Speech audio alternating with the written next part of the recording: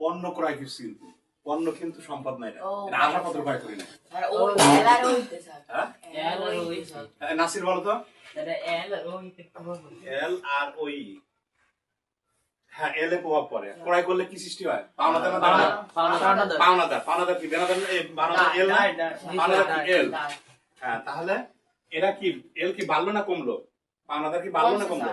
বাড়ছে স্যার, বাড়ছে। বাড়ছে, হ্যাঁ। তাহলে কত? এল বৃদ্ধি 5000 টাকা। এল বৃদ্ধি আরে সামনে প্লাস প্লাস দিলাম না, কারণ সামনে কিছু না থাকলে এটা কি প্লাস। হ্যাঁ, আচ্ছা এল পারলো। আরেকটা দুইটা পক্ষ আছে। আরেকটা পক্ষ কি আছে? ওই, হ্যাঁ ওই কিভাবে বুঝলাম আমরা? ওই হবে ক্রয় করছি। হ্যাঁ, ক্রয় করলে কি হয়? পণ্য ক্রয় কি এটা কি ব্যয় না? প্রতিষ্ঠানের জন্য ব্যয় না? পণ্য কিনলে এই যে, তাহলে মাইনাস কত? 5000। দেখো তো জিরো হয়েছে কিনা, এই পাশে এই পাশে জিরো হয়েছে কিনা? আছে মাইনাসে মাইনাস জিরো। এইভাবে প্রত্যেকটা লেনদেন যদি তুমি টেস্ট করে বসাও, তাহলে তোমার হিসাব সমীকরণ এমনি হয়ে যাবে। আরেকটা জিনিস বুঝতে হবে যে এর মধ্যে কি কি আছে। এর মধ্যে কয়েকটা জিনিসের নাম বলো তো, সম্পদ কয়েকটা সম্পদের নাম বলো তো। কিছুক্ষণ আগে বুঝাইলাম। আসবাবপত্র, হ্যাঁ, তারপরে যন্ত্রপাতি, যন্ত্রপাতি, দালান কোঠা, মেশিন, নগদ হাতে নগদ টাকা, এগুলো। দুইটা দায়ের নাম বলো তো। পাওনাদার ব্যাংক হ্যাঁ, সুন্দর, সুন্দর পারছে। আর তুমি বলো ওইর মধ্যে ব্যাংক আয়, কয়টা আয়ের নাম বলো। আয় কি কি হয়? আয় যন্ত্রপাতি ক্রয়, না, আয় এর হয় না। বিক্রি করলে আয়, বিক্রয়। পণ্য বিক্রয়, খেলা বন্ধ করে দিই আর পারবো না মাল সবার। আচ্ছা, বেশ, দুটো ব্যয়ের নাম বলো। ব্যয় কি কি আছে? নগদে পণ্য বিক্রয়, ব্যয় ক্রয় করলে, হ্যাঁ ক্রয় একটা ব্যয়। যন্ত্রপাতি ক্রয়, যন্ত্রপাতি ক্রয়, না, মনিহারি তোমার ক্রয় হয়, কিন্তু এই আগাম পদ্ধতিতে তো এটা সম্পদ ক্রয় হয়ে গেল। আচ্ছা, হয়েছে, সুন্দর। এবার আমরা আচ্ছা, তাহলে আমরা এবার বলো যে ধারে পণ্য বিক্রয়, এটা কি হবে? পণ্য বিক্রয়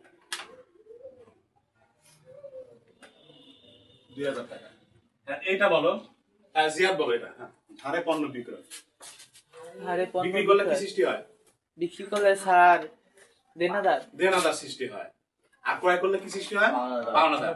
এবার বলো এখানে কোনটা কোনটা ইফেক্ট করলো? ধারে পণ্য বিক্রয় স্যার, বিক্রি করলে স্যার সম্পদ বাড়ছে আর দেনাদার সৃষ্টি হয়েছে স্যার। দুইটাই তো স্যার সম্পদে মনে হচ্ছে। ধারে পণ্য বিক্রয়, পণ্য বিক্রি করলে কি হয়? বিক্রি করলে আয় হয় না ব্যয় হয়? আয় হয় স্যার। আয় হয়। তাহলে আয়ের ঘর কোনটা? ওই ওই। আর দেনাদার ঘর কোনটা? এই। তাহলে দেনাদার কত বাড়লো? দেনাদার বাড়ছে 20,000 টাকা। 20,000 টাকা।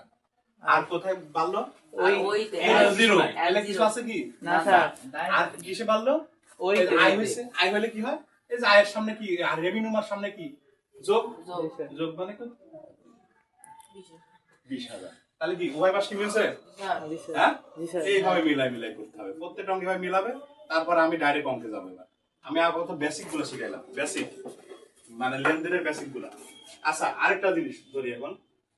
আমরা একটু ক্লাস রিভিশন দেই। তুমি বলো লেনদেন কত প্রকার বলো? লেনদেন দুই প্রকার। লেনদেন দুই প্রকার। কি কি লেনদেন? দৃশ্যমান লেনদেন, অদৃশ্যমান লেনদেন। অদৃশ্যমান লেনদেন। হ্যাঁ, একটা বলো। লেনদেনে কয়টা পক্ষ থাকে? দুইটা দুইটা পক্ষ থাকে। হ্যাঁ, দুইটা পক্ষ কি কি?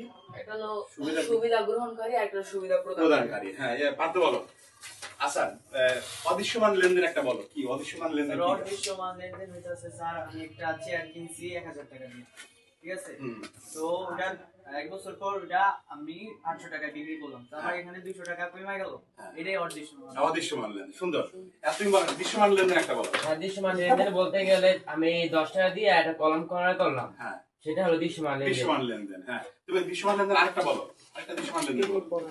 যেমন 10,000 টাকা দিয়ে টেবিল করে। হ্যাঁ, এটা চোখে দেখা যাচ্ছে। যেটা চোখে দেখা যায় সেটা কি? দৃশ্যমান লেনদেন। আচ্ছা, এবার বলো অর্থের অঙ্কে পরিমাপযোগ্য নয় এমন একটা লেনদেন বলো। অর্থের অঙ্কে পরিমাপযোগ্য নয়।